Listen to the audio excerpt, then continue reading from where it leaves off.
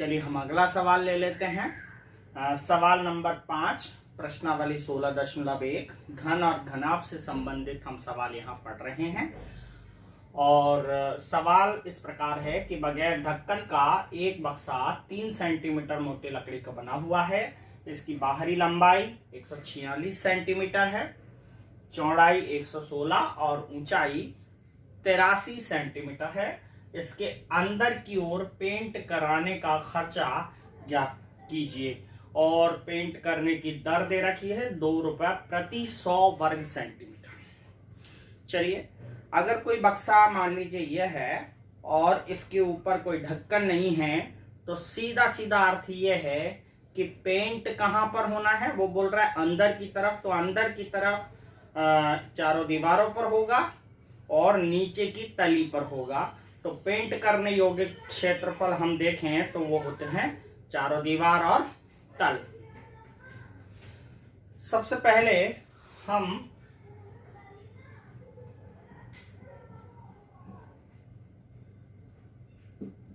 बक्से की बाहरी मापें देख लेते हैं। बाहरी मापों को हम बड़े अक्षरों से दर्शा देंगे ताकि हम आंतरिक मापें निकाल सकें। लंबाई 146 सेंटीमीटर, चौड़ाई 116 सेंटीमीटर और ऊंचाई 83 सेंटीमीटर। ये लंबाई, चौड़ाई, ऊंचाई है। लकड़ी की मोटाई है 3 सेंटीमीटर। अब इसका अर्थ ये हुआ कि अगर ये बक्सा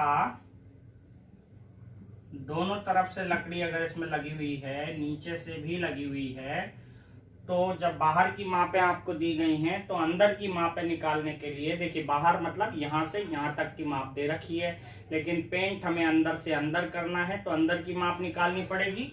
तो इधर से और इधर से हमें 3 सेंटीमीटर घटाना पड़ेगा, इधर और इधर से भी हमें 3 सेंटीमीटर घटाना पड़ेगा।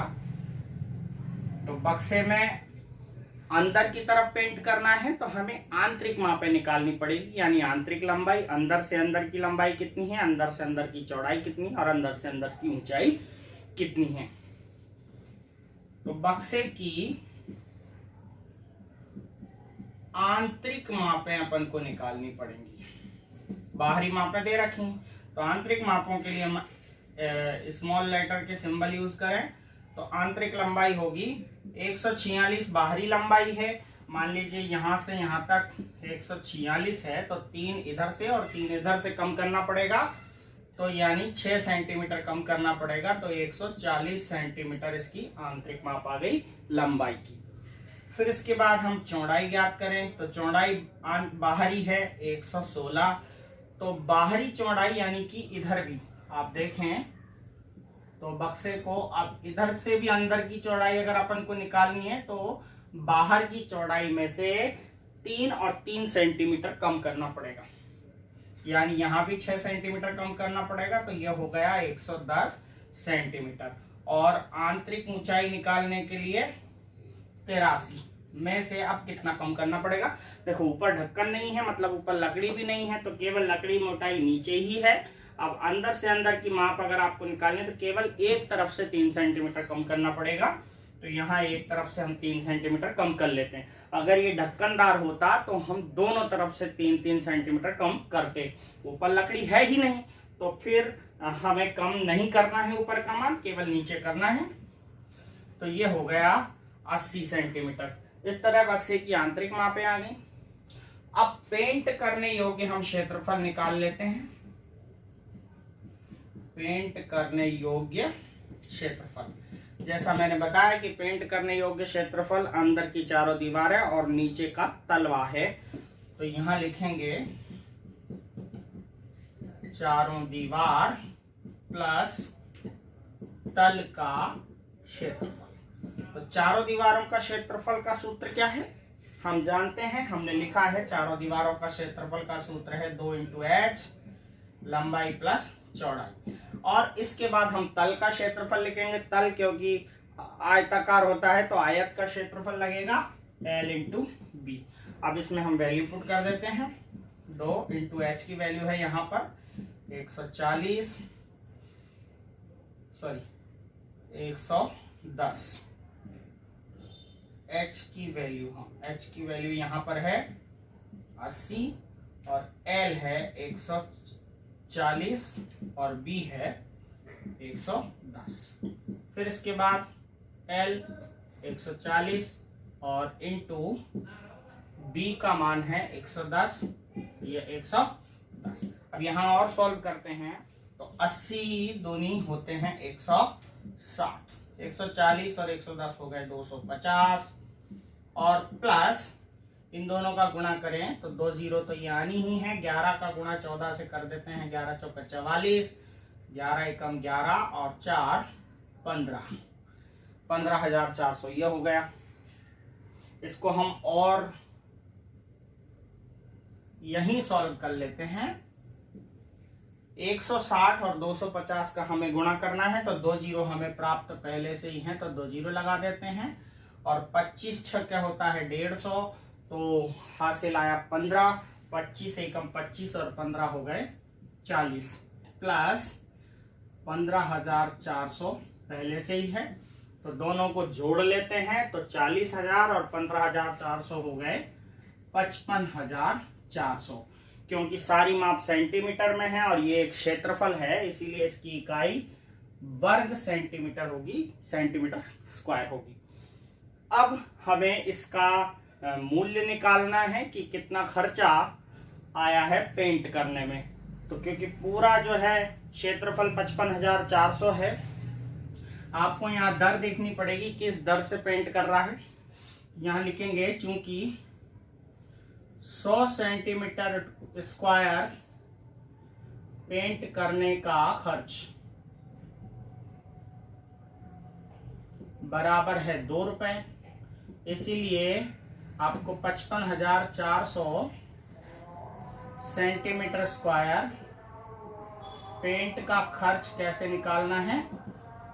देखिए 2 चूंकि वाली संख्या नीचे आ जाती है 100 और इसलिए वाली संख्या गुणा में चली जाती है 55,400। 2 जीरो से 2 जीरो गए, अब गुणा कर लीजिए 0 4 दूनी 8, 5 दूनी 10 और 1 11, 1108 रुपए।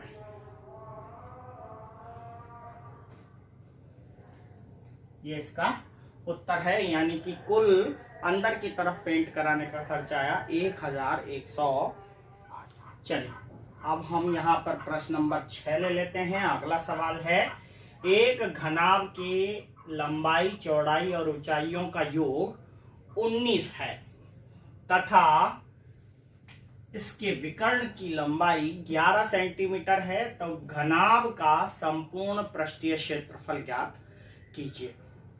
तो देखते हैं जो सवाल में दिया गया है पहले हमें उसको लिखना है नियमानुसार।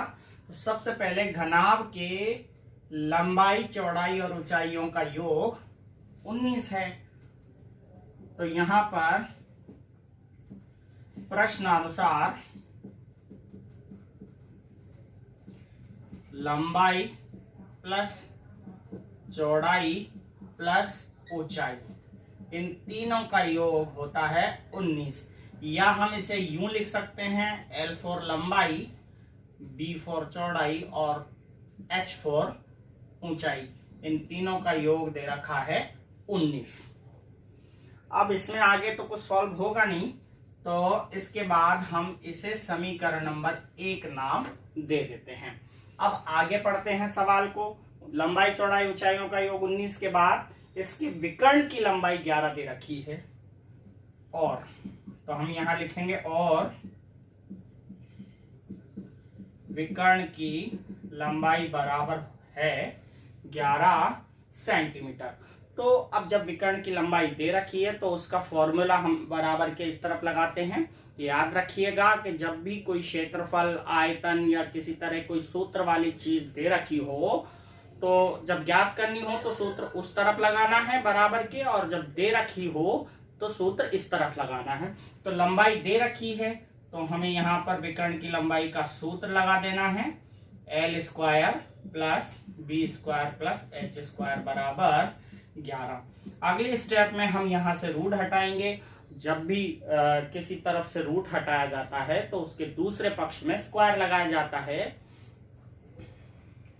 तो l square plus B square plus H square. जब यहां से रूट हटा तो 11 के ऊपर हो गया स्क्वायर। या एक और स्टेप हम लिख लेते हैं, l square plus B square plus H square बराबर 11 का स्क्वायर मतलब 11 का 11 से गुणा बराबर होता है 121। तो ये हो गया 121 और ये समीकरण नंबर 2 हमने प्राप्त कर लिया। इसके बाद अब सवाल में हमें घनाभ का संपूर्ण पृष्ठीय क्षेत्रफल ज्ञात करना है, लेकिन हमारे पास 2 समीकरण मौजूद हैं।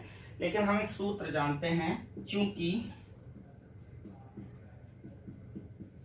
हम जानते हैं कि l plus B plus H का होल स्क्वायर का क्या फॉर्मूला होगा। ये फॉर्मूला दरअसल a plus B plus C के होल स्क्वायर का है, जिसे हम यहाँ कन्वर्ट कर रहे हैं l plus B plus H के स्क्वायर में। तो यहाँ होता है l square plus B square plus H square. ये फॉर्मूला होता है 2lb 2bh और 2hn। ये फॉर्मूला हम जानते हैं।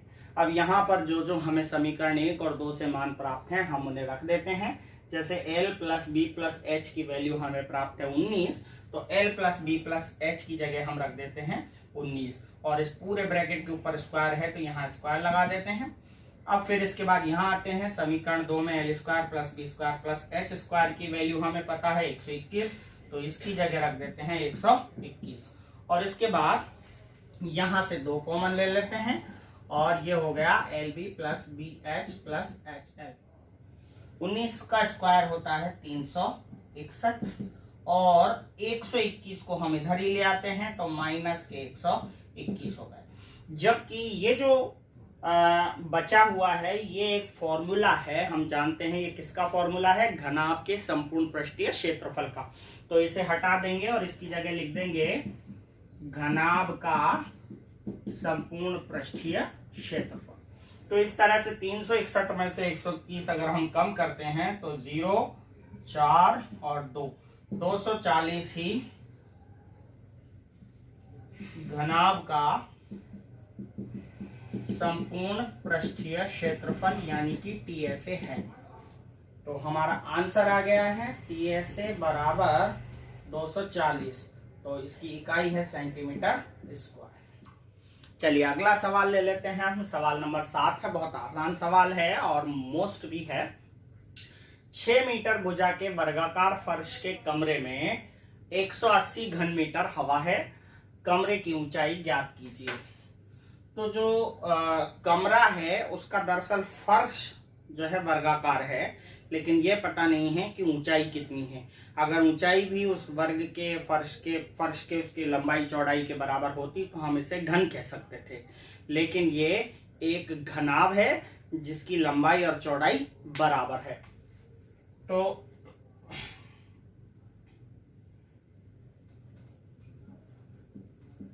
कमरे की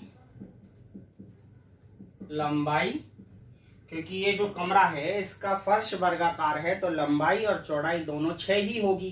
तो लंबाई यानी L बराबर 6 मीटर और चौड़ाई B बराबर भी होगी 6 मीटर, लेकिन इस कमरे की ऊंचाई हमें पता नहीं है और वो हमें ज्ञात करनी है। लेकिन हमें एक चीज अब आगे दे रखी है कि उस कमरे में 180 घन मीटर हवा है। ये 180 घन मीटर हवा का मतलब क्या हुआ, इस कमरे में कुछ भरी हुई हवा है और भरना मतलब आयतन होता है। तो इसका मतलब यह है कि 180 घन मीटर हवा यानी इस कमरे का आयतन दे रखा है 180 घन मीटर।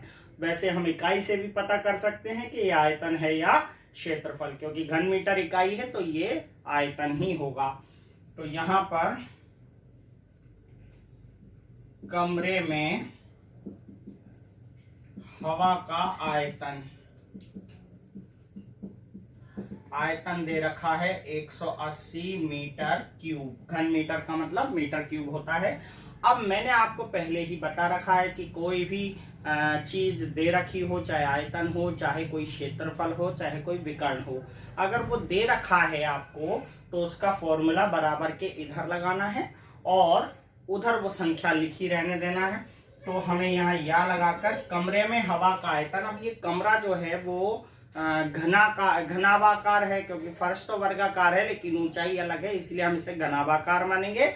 तो यहाँ घनाभ के आयतन का सूत्र लगाएंगे, L into B into H बराबर 180। अब यहाँ पे अपन मान रख लेते हैं, L का मान है यहाँ 6 और B का मान भी है यहाँ 6 और H का मान हमें ज्ञात करना है बराबर 180।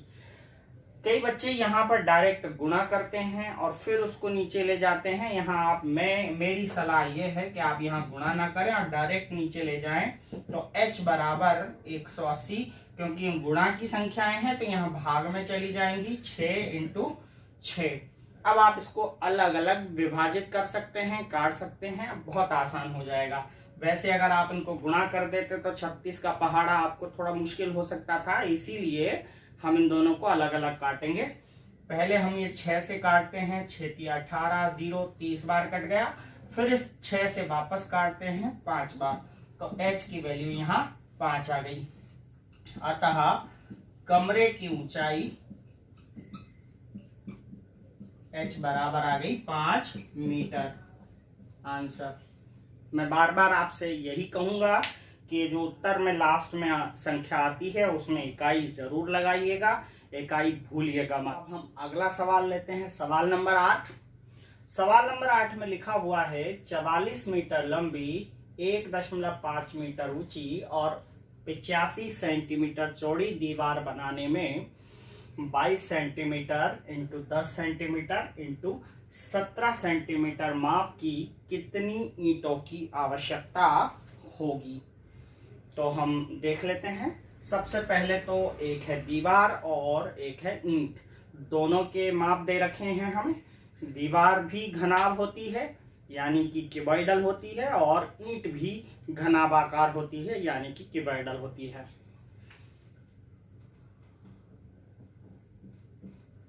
तो देखिए दीवार की मापें, दीवार की मापें यहाँ पर अपन, क्योंकि दीवार बड़ी चीज है तो लंबाई चौड़ाई ऊंचाई तो दोनों में ही है, तो हम एक को कैपिटल लिखेंगे और एक के मापों को स्मॉल में लिखेंगे।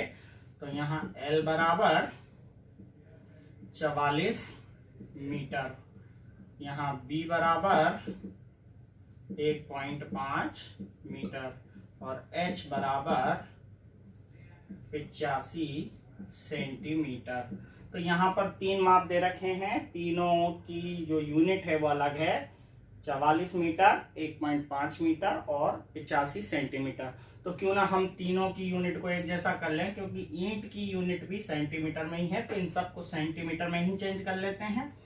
1 मीटर में 100 सेंटीमीटर होते हैं, तो मीटर को सेंटीमीटर में चेंज करेंगे तो यहाँ पर 44 का गुणा हम 100 से करेंगे तो यहाँ हो गया 4400 सेंटीमीटर। इसी तरह से इसको भी हम 100 से गुणा करेंगे तो 1.5 इंटू 100, यहाँ पर दशमलव है तो 1 0 से ये दशमलव 1 अंक वाली खत्म हो गई, तो 1 0 और बची यानी 10 बचे हैं। 10 से गुणा होगा तो 150, 15 का गुणा 10 से 150। इसके बाद 85 सेंटीमीटर ऑलरेडी सेंटीमीटर में ही है, तो ये तीनों माप अब सेंटीमीटर में हो चुके हैं। इसके बाद एक ईंट की माप, ईंट भी घनाभ है तो ईंट की मापें हम लिख लेते हैं स्मॉल लेटर्स में। लंबाई है ये आपके यहाँ, ये ऊंचाई दे रखी है और ये चौड़ाई दे रखी है। इसकी लंबाई है 22 सेंटीमीटर, चौड़ाई है 10 सेंटीमीटर और ऊंचाई है 17 सेंटीमीटर। तो दीवार की माप और ईंट की माप हमने लिख ली, उनकी यूनिट भी सेम कर दी। किसी भी सवाल में यूनिट अलग अलग आ रही हो तो पहले आप यूनिट एक जैसी करें। इस तरह के सवाल जिसमें संख्या पता करनी हो एक के अंदर दूसरी चीज भरने की, तो हमेशा याद रखिएगा एक के अंदर दूसरी चीज भरना मतलब दोनों का आयतन बराबर होगा। और जब इस तरह से के सवाल आते हैं जिनमें संख्या पता करनी हो कि एक चीज के अंदर दूसरी चीज भरने पर कितनी संख्या में भरी जा सकती है, तो वैसे सवालों में आप हमेशा बड़ी चीज के आयतन में छोटी चीज के आयतन का भाग लगाकर उसकी संख्या पता कर लीजिएगा। तो यहाँ पर हम डायरेक्टली लिख देते हैं ईंटों की संख्या बराबर दीवार का आयतन बटा एक ईंट का आयतन। यहाँ दीवार है घनाभाकार, तो capital L, capital B, capital H इसके आयतन का सूत्र होता है। और ईंट भी घनाभ है, उसका भी आयतन का सूत्र वही होता है, बस सिंबल स्मॉल में है हमारे, small h, small l, small b, small h। अब यहाँ अपन वैल्यू पुट कर देते हैं। L की वैल्यू यहाँ पर है 4400, B की वैल्यू है 150 और H की वैल्यू है 85। इसी तरह से स्मॉल l b h की वैल्यू यहाँ रख देते हैं 22, 10 और 17। देखिए अब हम इसको सॉल्व करते हैं। तो ये 17 की टेबल से कट रहे हैं, 17 एकम 17, 17 पंज 85। और यहाँ पर 10 से 150 कट रहे हैं 15 बार, और यहाँ 22 से 4400 कट रहे हैं 200 बार। तो इस तरह से 200, 15 और 5 इन सब का अगर हम गुणा करते हैं तो 15 दूनी 30 यानी कि 3000, और 3000 का 5 से गुणा तो 15,000 ईंटें उस दीवार में लगेंगी। ये हमारा उत्तर हो गया। ठीक है, आशा है आपको एक सवाल बहुत अच्छे से समझ में आया होगा। इस तरह के कई और सवाल भी आपके आएंगे, एक चीज में दूसरी चीज भरना, तब या तो आप आयतन बराबर कर रख देंगे या फिर संख्या निकालनी हो तो इस तरह से बड़े में छोटे का भाग लगा दें। चलिए सवाल नंबर 9 देख लेते हैं। 10 मीटर लंबे, 8 मीटर चौड़े और 6 मीटर ऊंचे कमरे में अधिक से अधिक कितनी लंबी छड़ रखी जा सकती है। तो सबसे पहले तो जो दिया है वो लिखेंगे कमरे। अब कमरा क्योंकि लंबाई चौड़ाई ऊंचाई दे रखी है तो कमरा जो है वो घनाभ होगा यानी क्यूब। कमरे की लंबाई L बराबर दे रखी है 10 मीटर, चौड़ाई B बराबर दे रखी है 8 मीटर और ऊंचाई H बराबर दे रखी है 6 मीटर। यहाँ पर पूछा गया है लंबी से लंबी छड़ कितनी रखी जा सकती है, और जब इस तरह का सवाल आए लंबी से लंबी छड़ हमेशा विकर्ण में ही रखी जा सकती है। तो सीधी सी बात है, विकर्ण की लंबाई हमें यहाँ ज्ञात करनी है। तो लंबी से लंबी छड़ की लंबाई बराबर विकर्ण होगा, और विकर्ण का सूत्र हमें पता है घनाभ के विकर्ण का L square plus B square plus H square. तो यहाँ मान रख देते हैं। L का मान है 10, B का मान है 8 तो 8 का स्क्वायर, और H का मान है 6 तो 6 का स्क्वायर। अब हम इसे सॉल्व कर लेते हैं। 10 का स्क्वायर मतलब 10 का 10 से गुणा हो गया 100, 8 का स्क्वायर मतलब 8 का 8 से गुणा हो गया 64, और 6 का 6 से गुणा हो गया 36। तो यहाँ पर हम अगर इन्हें जोड़ें तो ये आता है 6 और 4 10 का 0 हासिल 1, 4 और 6 10 का 0 हासिल 1, 1 और 1 हो गए 200। तो ये हो गया 200। अब हम 200 के गुणनखंड कर लेते हैं। 200 के हम अगर गुणनखंड करें तो 2 से 100 बार, 2 से 50 बार, 2 से 25 बार, फिर 5 से 5 बार और फिर 5 से 5 बार। इस तरह से अभाज्य गुणनखंडों को लिख दें 2 इंटू 2 इंटू 2 इंटू 5 इंटू 5। ये अभाज्य गुणनखंड हो गए। और जब गुणनखंडों को हम रूट से बाहर निकालते हैं तो उनका पेयर बनना चाहिए। ये पेयर बन रहा है 2 का, लेकिन इस 2 का कोई पेयर नहीं है, इस 5 का पेयर है। तो जिसका पेयर नहीं होता है, जिसका युग्म नहीं होता है, वो रूट के अंदर रहता है, और जिसका पेयर बन जाता है उसे रूट के बाहर ले लेते हैं। तो 2 का पेयर बन गया है, 2 बाहर आ गया, 5 का पेयर बन गया, 5 बाहर आ गया, और यहाँ पर अकेला बचा 2। तो ये हो गया 10√2। लंबाई है इसीलिए हम इसे मीटर में लिखेंगे, और ये उत्तर हो गया। ठीक है। सवाल नंबर 10।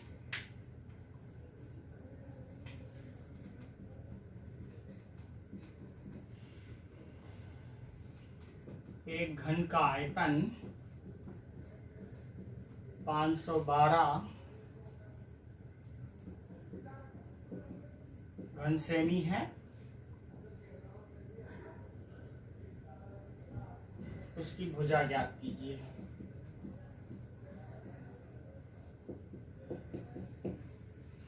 तो ये तो बहुत आसान सवाल है, क्योंकि घन का आयतन दे रखा है। घन का आयतन दे रखा है 512। अब जब मैंने कहा था आपसे क्षेत्रफल और आयतन कुछ भी दे रखा हो, आप उसका फॉर्मूला इस तरफ लगाइए। तो घन के आयतन का सूत्र होता है a³ बराबर 512। अब अगर हम देखें तो यहाँ पर क्यूब लगा हुआ है, तो इधर भी हमें ये संख्या क्यूब में चेंज करनी होगी। तो 512 का हम गुणनखंड कर लेते हैं। 2 दूनी 4, 2 पंजे 10, 2 छंग 12, फिर 2 एकम 2, 2 दूनी 4, 2 तिया 2 अट्ठा 16, फिर 2 छंग 12, 2 चौका 8, 2 से फिर 2 दूनी 2 तिया 6, 2 दूनी 4, 2 से 16, 2 से 8, 2 से 4, 2 से 2, और ये 2 से 1। तो यहाँ a³ बराबर हो गया आपके 2 का, हम अगर क्यूब में जोड़ा बनाएं तो ये 1, 2 और 3 जोड़े बन रहे हैं 2 के। तो 2, 2 और तो ये जो 512 है वो दरअसल 2, 2, 2 यानी कि 2 दूनी 4, 4 दूनी 8 का क्यूब है। तो यहाँ हम लिख सकते हैं 8 क्यूब। तो a³ बराबर 8 क्यूब। अब यहाँ घातें समान हो गई तो आधार भी समान होगा, यानी a बराबर 8। अतः घन की भुजा बराबर होगी 8 सेंटीमीटर। चलिए सवाल नंबर 10 के बाद अब हम ले लेते हैं सवाल नंबर 12। 11वां सवाल आपको करना है, क्योंकि उस सवाल में केवल ईंटों की संख्या पूछी है, और ईंटों की संख्या जिस सवाल में पूछी थी वो था सवाल नंबर 8, हमने विज्ञात की थी। वैसे के वैसे ही आपको करना है सवाल नंबर 8 की तरह। तो सवाल नंबर 11 को आप सॉल्व करेंगे। अब सवाल नंबर 12 हम ले लेते हैं। सवाल नंबर 12 है, एक घनाभ की लंबाई, चौड़ाई और ऊंचाई का अनुपात दे रखा है। लंबाई, चौड़ाई, ऊंचाई डायरेक्ट नहीं दे रखी है। 5:3:2, और इसमें संपूर्ण पृष्ठीय क्षेत्रफल भी दे रखा है। उसकी कोरों की लंबाई, यहाँ कोर का मतलब भी साइड होता है, यानी कि उसकी लंबाई, चौड़ाई और ऊंचाई होती हैं, वो हमें असली में ज्ञात करनी है। अभी अनुपात में दे रखी है, तो यहाँ हम जल्दी से हल कर लेते हैं। लंबाई यानी कि L अनुपात चौड़ाई यानी कि B और अनुपात ऊंचाई यानी कि H बराबर दे रखा है 5:3:2। तो हम यहाँ पे मान लेते हैं लंबाई को, हम क्योंकि लंबाई का अनुपात 5 है तो यहाँ 5 के साथ x लगा देते हैं, और चौड़ाई को हम 3x मान लेते हैं, और ऊंचाई को हम 2x मान लेते हैं। ये जो अनुपात है इनके साथ बस आपको x लगाना है। इसके बाद दे रखा है आपको संपूर्ण पृष्ठीय क्षेत्रफल यानी टोटल सरफेस एरिया, वो आपको दे रखा है 558 सेंटीमीटर स्क्वायर। जब आपको एरिया और आयतन दे रखा हो तो फिर से मैं कह रहा हूं कि सूत्र को बराबर के इधर लगाएं। तो आपके पास संपूर्ण पृष्ठीय क्षेत्रफल का फॉर्मूला है 2 कोष्टक LB plus BH plus HL बराबर 558। बस आपके जो मान हैं वो आप इसमें रख लें। 2 तो हम नीचे ले जाएंगे, यहाँ L बचेगा और B। तो L का मान है 5x और B का मान है 3x प्लस फिर से 3x और BH का मान है 2x, फिर H का मान वापस 2x और इंटू L का मान 5x बराबर यहाँ पे 558 है और इस 2 को हम नीचे ले आए हैं यहाँ पे। अब हम अगले स्टेप में इसको और सॉल्व करते हैं। 5x का 3x से हमें गुणा करना होगा। गुणांकों का गुणा तो डायरेक्ट हो जाता है, 5 दिया 15, और जो चर राशि होती है उसका गुणा होने का मतलब है कि उसकी घातें बढ़ जाती हैं, जुड़ जाती हैं। तो यहाँ पर x स्क्वायर हो गया, एक घात और एक घात। इसी तरह से 3 दूनी 6x स्क्वायर और इसी तरह से 10x स्क्वायर। यहाँ पे 2 का भाग लगा देंगे तो 2 दूनी 4, 2 सत्ते 14 और 2 नाम 18, 279 ये हो गया आपका। अब हम इनको सबको जोड़ लेते हैं। 15x स्क्वायर और 6 21x स्क्वायर और 10 31x स्क्वायर। इन तीनों को जोड़ा तो 31x स्क्वायर बराबर 279। 31 को हम नीचे ले जाते हैं, 279 बटा 31 यहाँ कर लेते हैं। x स्क्वायर बराबर, अब जब हम 31 का भाग लगाते हैं तो 31 का भाग यहाँ 9 बार जा रहा है, तो 279 को अगर अपन 31 से भाग देते हैं तो 9 बार जाता है। अब स्क्वायर हटाएं यहाँ से, तो स्क्वायर हटाने पर हमें पता ही है एक तरफ से जब स्क्वायर हटता है तो दूसरी तरफ वर्गमूल का चिन्ह आ जाता है। उसके अंदर हो गया 9, और जब हम इसका वर्गमूल निकालेंगे तो इसके गुणनखंड करेंगे 3 इंटू 3 और 3 का जोड़ा बन गया तो वर्गमूल के बाहर आ जाएगा 3। तो x की वैल्यू यहाँ पर 3 आ गई है। अब हमें लंबाई, चौड़ाई और ऊंचाई ज्ञात करनी पड़ेगी। तो सबसे पहले लंबाई निकालते हैं। तो लंबाई का जो रेशो था वो था 5x।